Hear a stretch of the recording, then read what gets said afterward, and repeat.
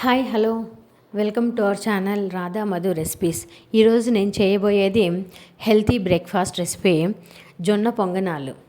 దీనికి కావాల్సినవి ముందుగా ఒక వెడల్పాటి గిన్నెలో 2 కప్పుల జొన్న పిండి తీసుకోవాలి.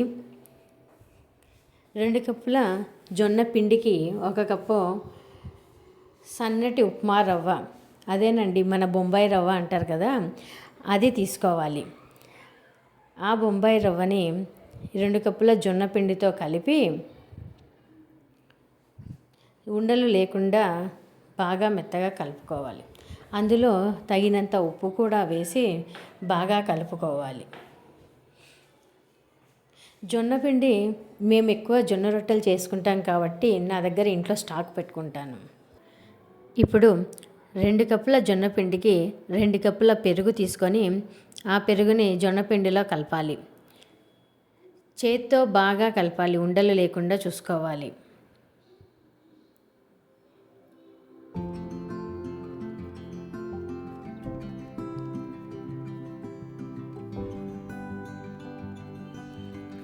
ఇప్పుడు కొద్దిగా నీళ్లు కూడా పోసుకొని బాగా కలపాలి.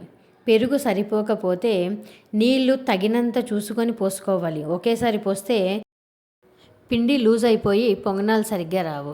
కాబట్టి కొద్దిగా చూసుకొని పొంగనాల పిండికి కలుపుకున్నట్లు కలుపుకోవాలి కన్సిస్టెన్సీ. ఇలా బాగా ఉండలు లేకుండా కలుపుకున్న తర్వాత పిండిని మూత పెట్టి పక్కన పెట్టుకోవాలి. 15 నిమిషాల వరకు పిండిని నాననివ్వాలి.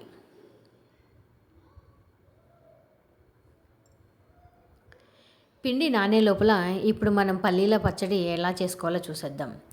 ముందుగా ఒక కడాయిలో 1 కప్పు పల్లీలు వేసుకొని దోరగా వేయించుకోవాలి. అవి కొద్దిగా వేగిన తర్వాత ఉల్లిపాయ,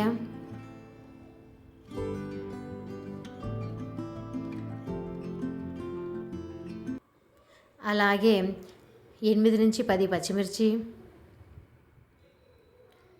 కొద్దిగా నూనె వేసి బాగా వేయించుకోవాలి.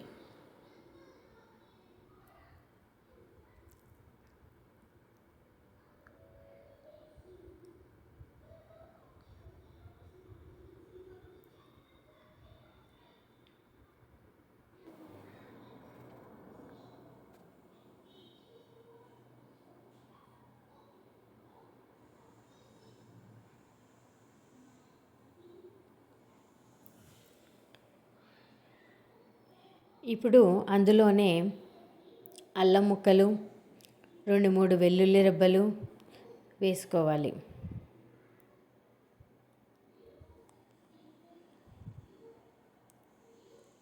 కొంచెం చింతపండు కూడా ఇప్పుడు వేసుకొని బాగా వేయించాలి. బాగా వేగిన తర్వాత తీసి మిక్సీ పట్టుకోవాలి.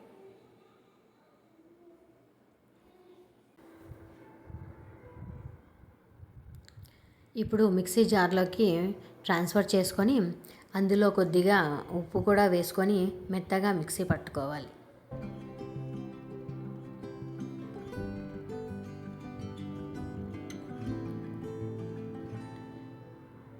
ఇలా గ్రైండ్ చేసుకున్న తర్వాత అదే ప్యాన్లో కొద్దిగా నూనె వేసుకొని పోపు వేసుకుందాం.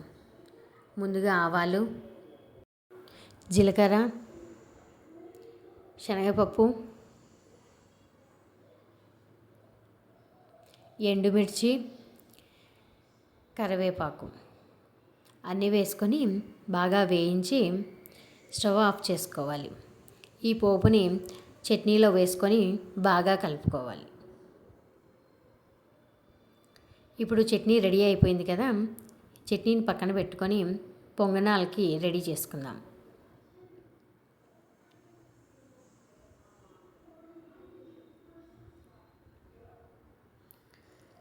ఈ పొంగనాల పిండిలో కొద్దిగా కట్ చేసుకున్న కరివేపాకు, కట్ చేసుకున్న కొత్తిమీర, పచ్చిమిర్చి ముక్కలు, ఉల్లిపాయ ముక్కలు,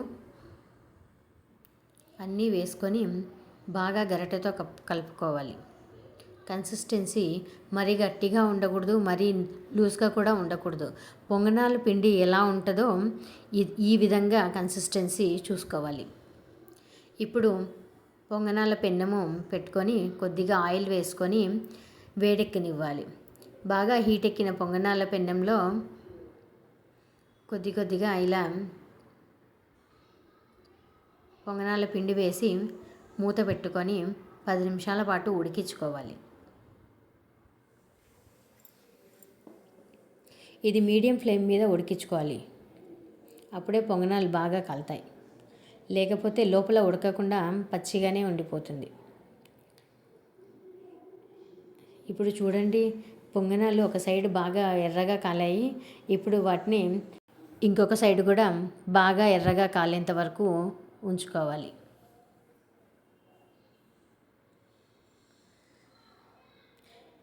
ఇలా రెండు వైపులా బాగా కాలిన తర్వాత ఒక ప్లేట్లోకి తీసేసుకొని చట్నీతో సర్వ్ చేసుకోవడమే. అంతే అండి, ఎంతో ఈజీ అయిన జొన్న పొంగనాలు రెడీ.